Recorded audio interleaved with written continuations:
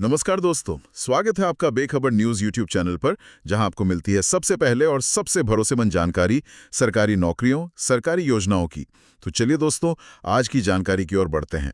आज हमारे पास Haryana staff selection commission यानी HSSC का एक बहुत बड़ा विज्ञापन है। विज्ञापन संख्या 022026 जो CET पास कर चुके उम्मीदवारों के लिए ग्रुप C पदों की भर्ती से जुड़ा है। अब हम यहाँ सिर्फ नियम और तारीखें पढ़कर नहीं सुनाएंगे। आज हम इस विज्ञापन के हर पहलू को, हर छोटी बड़ी बात को समझने की कोशिश करेंगे एक उम्मीदवार की नज़र से। मतलब कहाँ गलतियां हो सकती हैं और कौन सी बातें आपकी पूरी मेहनत पर पानी फेर सकती हैं। बिल्कुल। किसी भी सरकारी भर्ती का नोटिफिकेशन सिर्फ एक कागज नहीं होता। ये हजारों उम्मीदवारों के करियर का एक रोड मैप होता है। सही बात है। और इस रोड मैप में कुछ छिपे हुए मोड़ और कह सकते हैं स्पीड ब्रेकर भी होते हैं। आज हमारा काम उन्हीं को उजागर करना है, ताकि ये सफर हर किसी के लिए थोड़ा आसान हो सके। और कोई भी अनजाने में कोई गलती न कर बैठे। जी, तो चलिए, इस सफर का पहला पड़ाव है फॉर्म भरना। सबसे पहले तो वो जरूरी तारीखें बता दीजिए जिन्हें कोई भी भूलना नहीं चाहेगा। देखिए 2 तारीखें तो कैलेंडर में अभी से मार्क कर लेनी चाहिए। ऑनलाइन आवेदन शुरू हो रहे हैं 2 फरवरी 2026 से। 2 फरवरी से। ठीक है। और आवेदन जमा करने की जो आखिरी तारीख है वो है 15 फरवरी 2026 रात 11:59 तक। 11:59 तक। जी। और मेरा अनुभव ये कहता है कि आखिरी दिन का इंतजार तो कभी नहीं करना चाहिए। हाँ, वो वेबसाइट पर लोड बहुत बढ़ जाता है। बिल्कुल। अक्सर आखिरी घंटों में वेबसाइट या तो धीमी हो जाती है या फिर बंदी हो जाती है। और इसमें एक अच्छी बात यह है कि किसी भी उम्मीदवार को कोई एप्लीकेशन फीस नहीं देनी है। ये तो मतलब उम्मीदवारों के लिए एक बड़ी राहत की बात है। राहत तो है, लेकिन इसका एक दूसरा पहलू भी है जिस पे ध्यान देना जरूरी है। अच्छा, वो क्या है? जब भी किसी भर्ती में फीस नहीं होती, तो आवेदकों की संख्या कई गुना बढ़ जाती है। जो लोग गंभीर हैं, वो तो भरते ही हैं। साथ ही वो लोग भी फॉर्म भर देते हैं जो शायद उतनी तैयारी नहीं कर रहे हैं। हाँ, ये तो होता है। इसका सीधा मतलब है कि कंपटीशन का आंकड़ा कागज पर बहुत बड़ा दिखेगा, जो एक तरह का मनोवैज्ञानिक दबाव बना सकता है। तो इसे सिर्फ राहत की तरह ना देखें, एक चुनौती की तरह भी देखें। ये तो बहुत जरूरी बात कही आपने। अब सर्टिफिकेट की तारीखों को लेके हमेशा बहुत भ्रम रहता है। विज्ञापन में 1 अप्रैल 2025, 13 नवंबर 2024 जैसी कई अलग-अलग तारीखें दी गई हैं। हाँ, क्या इसका कोई आसान नियम है जिसे उम्मीदवार याद रख सके? हाँ, बिल्कुल। अलग-अलग तारीखों में उलझने की जरूरत नहीं है। इसका एक मोटा-मोटा नियम ये है कि आयोग ये सुनिश्चित करना चाहता है कि आपका कोई भी आरक्षण से जुड़ा सर्टिफिकेट, चाहे वो पिछड़ा वर्ग का हो या EWS का, वो करंट होना चाहिए। मतलब हाल का बना हुआ हो। जी, यानी भर्ती प्रक्रिया शुरू होने वाले वित्त वर्ष का ही हो, सालों पुराना ना हो। इसीलिए उन्होंने हर श्रेणी के लिए कट ऑफ तारीखें दी हैं। सार ये है कि फॉर्म भरने से पहले अपने सभी सर्टिफिकेट्स को अच्छी तरह से जांच लें कि वो इन तारीखों के दायरे में आते हैं या नहीं।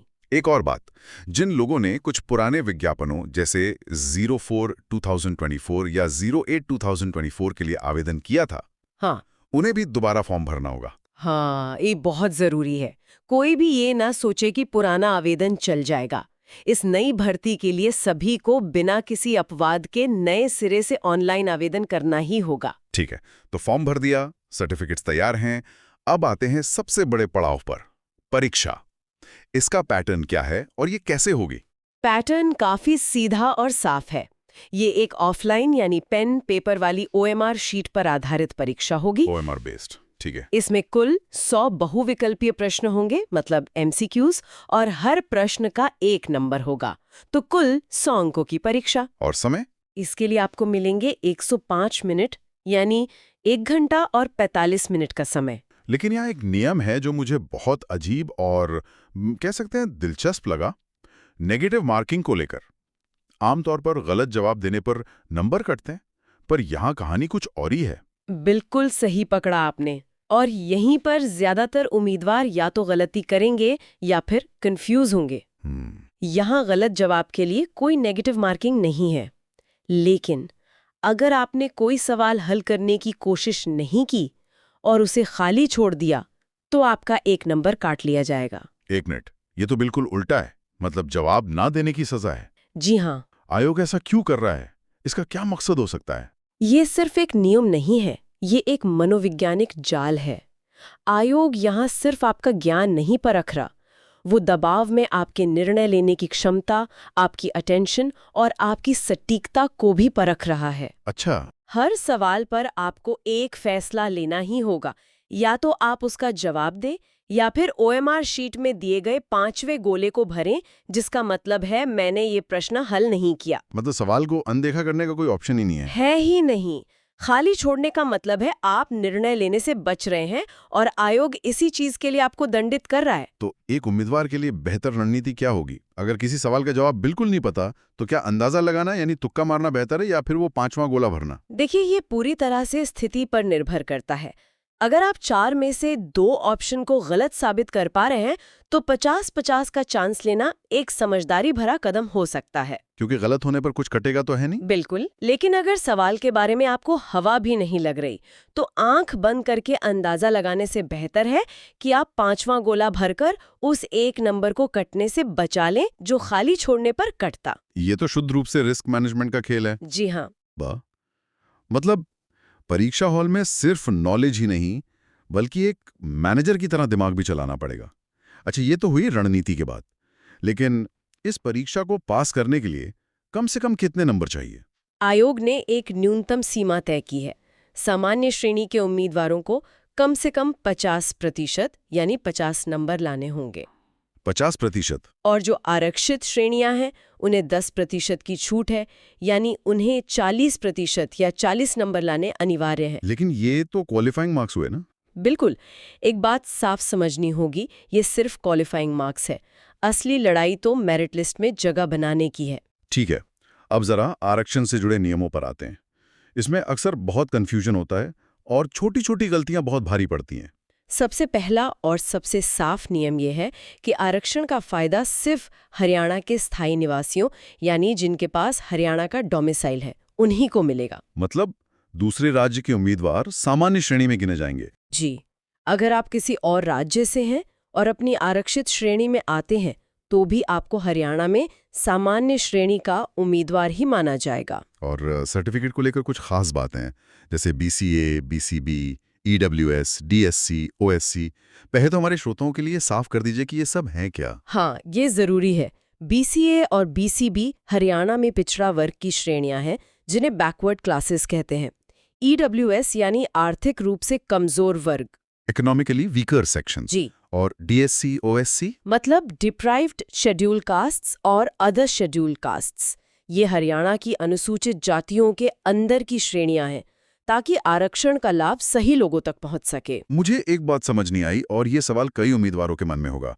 विज्ञापन में साफ लिखा है कि केंद्र सरकार की नौकरियों के लिए बना ओबीसी या ईडब्ल्यूएस सर्टिफिकेट यहाँ नहीं चलेगा। ऐसा क्यों? ये एक बहुत ही आम कंफ्यूजन है और बहुत अच्छा सवाल है। देखिए, हर राज्य की अपनी पिछड़ा वर्ग और ईडब्ल्यूएस की सूची और नियम होते हैं। अच्छा। हो सकता है कोई जाति केंद्र की ओबीसी सूची में हो लेकिन हरियाणा की बीसीए या बीसीबी सूची में ना हो। इसी तरह आय की सीमाएं और सर्टिफिकेट का प्रारूप भी राज्य और केंद्र के लिए अलग-अलग हो सकता है।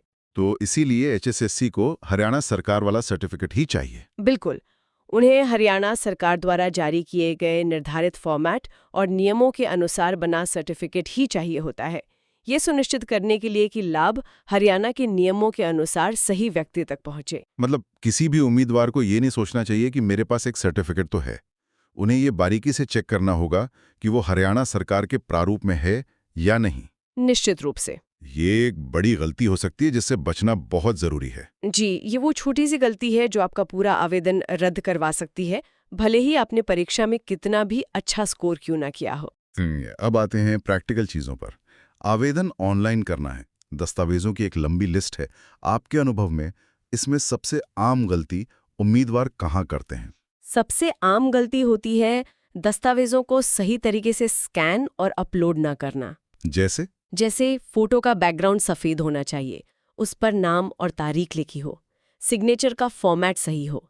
इन छोटी चीज़ों की वजह से फॉर्म रिजेक्ट होते हैं। और कोई ऐसा डॉक्यूमेंट है जिसे बनवाने में सबसे ज़्यादा समय लगता है, जिसकी तैयारी पहले से करनी चाहिए? हाँ, जो भी आरक्षण से जुड़े सर्टिफिकेट हैं, चाहे वो बीसीएबी का नॉन क्रीमी लेयर सर्टिफिकेट हो या ईडब्ल्यूएस सर्टिफिकेट, इन्हें बनवाने में अक्सर समय लगता है। अच्छा, क्योंकि ये सरकारी दफ्तरों से बनते हैं? जी, ये तहसील या संबंधित दफ्तरों से बनते हैं जहां प्रक्रिया में वक्त लग सकता है।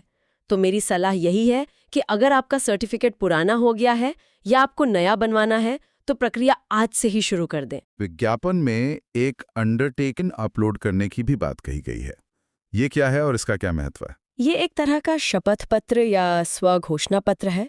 इसमें उम्मीदवार यह पुष्टि करता है कि उसने फॉर्म में जो भी जानकारी दी है वो पूरी तरह से सही है और वो भर्ती के सभी नियमों और शर्तों को मानता है। तो एक तरह से ये कानूनी दस्तावेज है। बिल्कुल। अगर भविष्य में कोई भी जानकारी गलत पाई जाती है तो उसका आवेदन रद्द किया जा सकता है और कानूनी कार्रवाई भी हो सकती है। इसलिए इसे भरने से पहले ध्यान से पढ़ना बहुत जरूरी है। ठीक है, अब कुछ और जरूरी बातों पर आते हैं जो नतीजों पर असर डाल सकती हैं। मान लीजिए 2 उम्मीदवारों के नंबर बिल्कुल बराबर आ गए, तब किसे चुना जाएगा? इसके लिए आयोग का एक स्पष्ट टाई ब्रेकर नियम है। सबसे पहले तो जिस उम्मीदवार की उम्र ज्यादा होगी उसे प्राथमिकता दी जाएगी। अच्छा, बड़े को पहले मौका? जी, और अगर उम्र भी बराबर निकलती है तो फिर सीईटी के पहले फेज में जिसके ज्यादा नंबर थे उसे चुना जाएगा। और एक चीज है पोस्ट प्रेफरेंस। इसका क्या मतलब है और ये क्यों इतनी जरूरी है? ये शायद फॉर्म भरने का सबसे ज्यादा रणनीतिक और महत्वपूर्ण हिस्सा है। देखिए, ग्रुप सी में कई अलग अलग विभागों के पद हैं, जैसे क्लर्क, असिस्टेंट आदि। आपसे ऑनलाइन ही पूछा जाएगा कि आप किस पद और किस विभाग को पहले चाहते हैं, दूसरे नंबर पर किसे, और इसी तरह पूरी लिस्ट भरनी होगी। मैं इसे हमेशा शादी के लिए रिश्ते चुनने जैसा कहती हूँ। अच्छा। एक बार आपने अपनी प्राथमिकता भर दी तो आप उसे बदल नहीं सकते। मैंने ऐसे होनहार उम्मीदवार देखे हैं जिन्होंने टॉप स्कोर किया लेकिन जल्दबाजी में कोई ऐसा विभाग चुन लिया जहां प्रमोशन के मौके कम थे या पोस्टिंग हमेशा दूर होती थी। बिल्कुल, और फिर वे सालों तक पछताते रहे। तो आपकी सलाह क्या होगी? एक उम्मीदवार को अपनी पोस्ट प्रेफरेंस कैसे भरनी चाहिए? स्ट्रक्चर क्या है, भविष्य में प्रमोशन के क्या अवसर हैं, पोस्टिंग आमतौर पर कहाँ हो सकती है, और अगर हो सके तो किसी से बात करें जो पहले से वहां काम कर रहा हो। सबसे अच्छा तरीका है। अगर संभव हो तो उन विभागों में काम कर रहे किसी सीनियर से बात करें, जानकारी जुटाएं और फिर ठंडे दिमाग से अपनी प्राथमिकता तय करें। ये एक ऐसा फैसला है जो आपके अगले 30-40 साल के करियर की दिशा तय कर सकता है। तो हमने HSSC के इस विज्ञापन के लगभग हर परत को खोल कर देख लिया है, सिर्फ नियमों को नहीं बल्कि उनके पीछे की रणनीति और एक उम्मीदवार के लिए उनके असली मतलब को भी समझा है। बिल्कुल, सार यही है कि ये भर्ती सिर्फ आपके ज्ञान की परीक्षा नहीं है, ये आपके ध्यान, आपके निर्णय लेने की क्षमता और आपकी प्लानिंग की भी परीक्षा है। सही कहा। तो दोस्तों, ये थी हमारी आज की महत्वपूर्ण वीडियो। अगर आपको ये वीडियो अच्छी लगी तो लाइक करें और अपने विचार कमेंट बॉक्स में जरूर दें। और आने वाली सभी नई नौकरियों की पूरी जानकारी के लिए बेखबर न्यूज चैनल को सब्सक्राइब करना ना भूलें। मिलते हैं अगली वीडियो में एक और नई नौकरी की जानकारी के साथ। धन्यवाद।